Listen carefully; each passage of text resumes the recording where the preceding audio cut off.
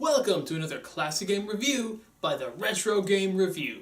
Today we're going to look at a highly influential, highly classic, and highly popular Super Nintendo game.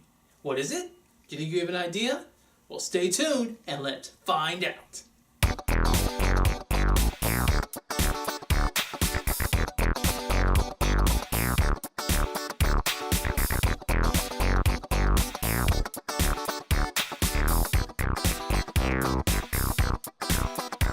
I wanna be the very best, the best there ever. Are we filming? So, you all think you know what it is? How about you? What do you think it is? No? Close? Not really. Actually, that's not really close at all. How about you? No, not at all. Well, here, let me give you all a hint. It came out in 1993. Not enough? Okay, I'll give you some choices. Could it be Konami's classic game, Cybernator, the classic Super Mario All-Stars? Although really, whoever played that? Or could it be Toho's classic Mecha Robot Golf? This game really stinks. Actually, it's none of the above. The classic Super Nintendo game from 1993 is, of course, Thomas the Tank Engine and Friends by THQ for the Super Nintendo Entertainment System.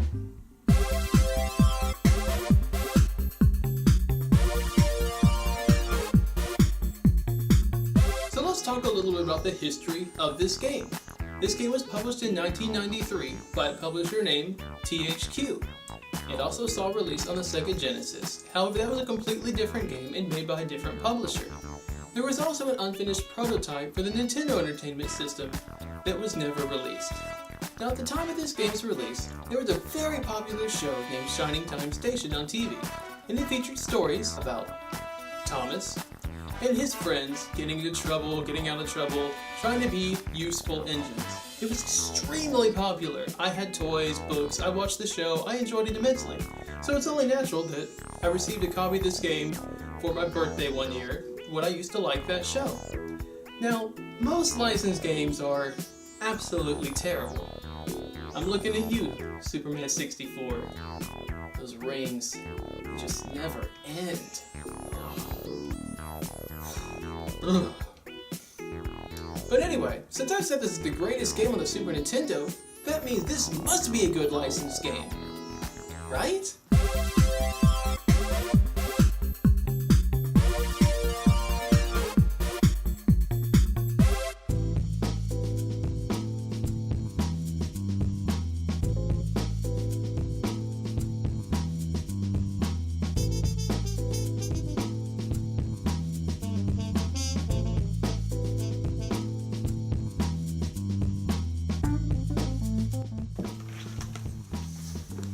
So we've got the Super Nintendo Model 2 hooked up, we have the greatest controller ever made by science, the Super Nintendo controller, hooked up, and now we're ready to go. So let's get playing. The first thing you see when you turn on the game is a choice of ages. We're going to go with 8 and up, because we are gifted children. After that, you're greeted by a little map. It's like a little version of the island that Thomas and his friends live on. There's a track running around, and each one of the little squares represents a different minigame. It's kind of like Mario Party, only with no Mario and no party. Well, let's see. I think I want a story first.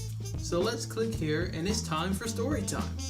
I mean, come on, who doesn't love a good story? Let's see. I believe clicking here will read us the story. So let's hear what it sounds like. Help, they're pushing me, he panted. On, fast the freight cars. It doesn't get any better than that. I mean, did you hear the emotion from that? I felt like I was really there. Like James the Engine was really about to die. Like it was life or death. Here, I'm gonna play just the help sound again so you can feel the tension and horror and fear coming from this. Just listen. Help. It doesn't get any better than that. One fun thing you can do in this mode is clicking on the little whistle right here. Just click it over and over and over But clearly the best part of this storytelling mechanism is the little question mark button. You just never know what it's gonna do. The best is when this little guy pops up, like this. Okay, so that's enough story time for now. What I want to do is a puzzle. So let's try out the sliding puzzle. Now these are fairly simple. All you're doing is sliding from left to right, trying to line the picture back up. Let's see. Up. Here we go. Got it! Yes! Yes! I am so awesome! Don't look at me like that. That was hard! Alright, let's see what else here's on the map. Oh, the jigsaw puzzle. Now the jigsaw puzzle is my greatest nemesis. This thing is ridiculously hard. I mean, just look at this. I keep telling the piece to go here. When it clearly goes there, it tells me, no, this doesn't go here. And then further insults me by taking the piece away and suggesting I try another one. I think that's enough of the stupid jigsaw puzzle. So now that we've looked at a couple of the puzzles, let's try something a little different. Let's try laying some track. In this minigame, you're supposed to take the track and connect Thomas to various different locations and then eventually to the station. I find it a whole lot more fun to just run the train straight into the river and wreck the whole thing. So let's see, put it here, put it here, put some here, put it there. Okay, there we go. Look out, Thomas is about to go into the river. Ah, the humanity, ah! What? He just turns around? How lame is that? So that's most of the main mini games in here. But I want to cut straight to the best part. Racing. That's right, we're gonna race against Birdie the bus. Alright, let's just click on Birdie here. Alright, ready, and go! Oh, that's right, you're going down! You're going to... What good race, Birdie? I clearly won that race. Stupid bus. Nobody rides buses anyway. I can hear all of you out there right now. How is this racing the best part of the game? It's just mindless button mashing. But let me tell you something. This mindless button mashing was huge back in 1993. It exploded onto the scene.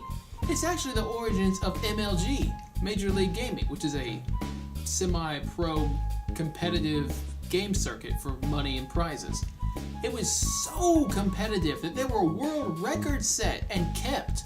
In 1994, I held the top record in North America for beating Birdie in the fastest time. However, the association found out I had a modest Super Nintendo controller.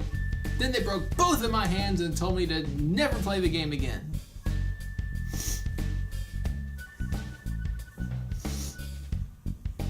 So there you have it. There's a basic overview and most of the game modes in the game. So what do I think about it? Well, let's head back to the game shelf and I'll let you know.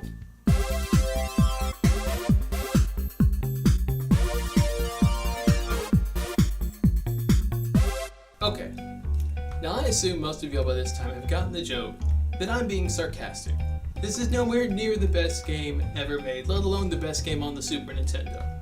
However, for what it is, it's really not that bad of a game. Yes, it's a little crude, a little simplistic, but it's intended for children. It probably wouldn't entertain anyone over the age of 10, although those button mashing races are pretty intense. Stupid Percy. And yes, the storyteller is absolutely silly sounding, but the technology was crude and really not available at the time to make it better. So it is ridiculous and funny sounding, and it is kind of funny to play with it and make it say random things. Let the silly cars tease you.